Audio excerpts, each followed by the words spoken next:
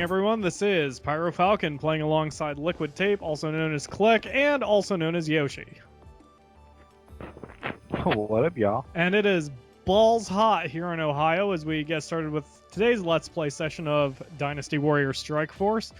I've lost track of the episode number, even though I'm sitting beside my computer and could look it up in 3 seconds, but hey, what you gonna do? It's 87 degrees here. It is hotter than the flab of a fat woman in the middle of a bakery. Yeah, that sounded a lot better in my head. Really? Ah, it's Really? episode 43. Gross. Awesome. Okay, so Yoshi and I did some non-recorded videos to make sure that we were all... Are you doing sound effects of a hot woman's flab in a bakery? No, I don't have any sound effects for that. That's just kind of gross. Okay, just making sure. So, we did some matches or some missions offline to make sure we were in sync. We finally are again. So Click will take the lead as he picks a mission, which he already has. This is Age of Chaos. Our victory condition is to kill everybody, basically, but our bonus objective is to kill the butterfly. So we'll have to keep an eye out for him. And I totally just Tricky said butterfly. not to join the quest. There we go. All right, now I'm joined up. And Hey, once we get yeah. underway, we'll start our topic for today. Once again, I didn't prepare a white sheet because I'm stupid. So we only have one topic to talk about, and then we'll probably spin off into our normal gibberish. That is annoying to everybody. Hooray! So which card do you want to play on Area 4? Poison. Poison. Poison it is. Wait, 4? What? Oh, yeah. Yep. Okay, and begin. Yeah, here we go. Go ahead and whip your rod out since we're not on a time limit this time. Okay, so today's topic, Yoshi, I don't know if you've heard this in the news. This actually occurred earlier this month. There was a car crash in New Jersey, which by itself isn't very, amazing. But the thing is with this car crash, the reason the car crash happened is because the driver was texting on his cell phone while driving like a dumbass. Oh. Yeah. Now, I don't like him already. Yeah, he wound up colliding with a motorcycle, and both riders survived, but unfortunately they also both lost their left legs due to the collision, which is very sad. And it went to a civil trial, which, obviously we know who's going to win that trial.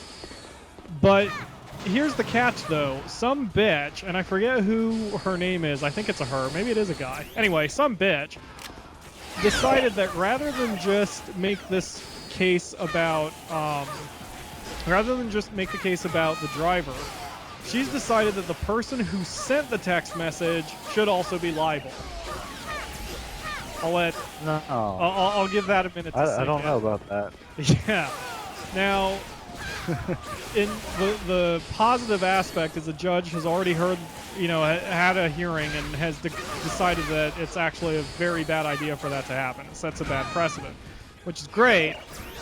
And the thing is, at first I was against it, but I was thinking more, and I'm thinking, what a great law that would be. Because after all, it lets you dodge personal responsibility. And what better way to say that you're a true American than dodging personal responsibility? I mean, after all, let's give you an example, okay? Say I'm walking down the street, and there's a cop, and I decide to punch him in the face. Now, obviously, I'll be arrested, but really the person who should be arrested is the city planner who made the sidewalk too narrow, so we would have to pass within 3 feet of each other. It's obviously the city planner's fault, so I should be allowed to sue the city of XENIA because, hey, it's their fucking fault I had to punch the cop in the face. So I think it's a great law because obviously it's a politician's law. It's a politician's dream law because obviously, politicians always want to avoid personal responsibility. That way they can do whatever they want. They don't ever have to own up to their mistakes, and they can just pass the blame and the buck to someone else. So who wouldn't want to live in a politician's dream world? It's the American dream come true. Dodge personal responsibility. Alright, so what did the judge say exactly in response to her Well, that. I'll be honest, I didn't read the whole thing. I mean, I didn't read the whole judge's opinion, but basically, cooler heads prevailed, and you know they realized that that's stupid. I mean, it's honestly it's so ridiculous because I mean to do a real life. I'm moving on to area 2, dude. Wait. There's actually no, I'm not because there's this red dot over here that's not moving at all. Butterfly. There we go. Okay. Oh. Butterfly. Anyway, no, because I mean, I was honestly thinking about this. Here is a real life-ish example. I mean, you could actually use that to justify if someone robs your house. You could use this theoretical law to justify that either the lock manufacturer didn't make their lock strong enough, or, crazily enough, maybe the thief can justify stealing from you because you didn't lock the door, or something like that. You know, it's so ridiculous. I mean, it sucks for the passengers, yes, and to be fair, the passengers I don't think are bringing up this mess. If it is, they deserve to be mocked, not for losing their legs, but they deserve to be mocked. But you know, the idea that you know, it sucks for them. It sucks for the victims. But here's the thing: the person who texted the driver did not force the driver to pick up the phone. Now, some dumbass, I think it's the lawmaker or politician or whatever you want to call her, who introduced this idea, said, this is a paraphrase, I think, but something like, the other person may not have been there physically, but they were there electronically, and their electronic presence constituted being there with them in the car. Which, if we extrapolate that, if his phone is connected to the internet, then really everybody in the entire world was there in the car with him. So let's just sue everybody in the world. You know, it's so ridiculous. And, you know, this is one of those situations where I could sit here and I could expound on the stupidity of America and how the justice system is broken. But really, I mean, the judge stopped that bullshit. So this is actually a situation where the laws work. Because the judge said, that's fucking dumb. No way is that happening. Which is great.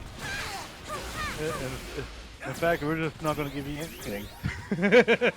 Please leave my court. Yeah, they should have.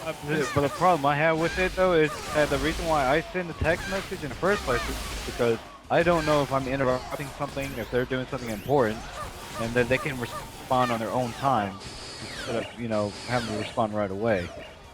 So I have seen instances where a person crashed because they were responding to a single word text message, which was, hey, you know, and they crashed because they were busy trying to see what the message was.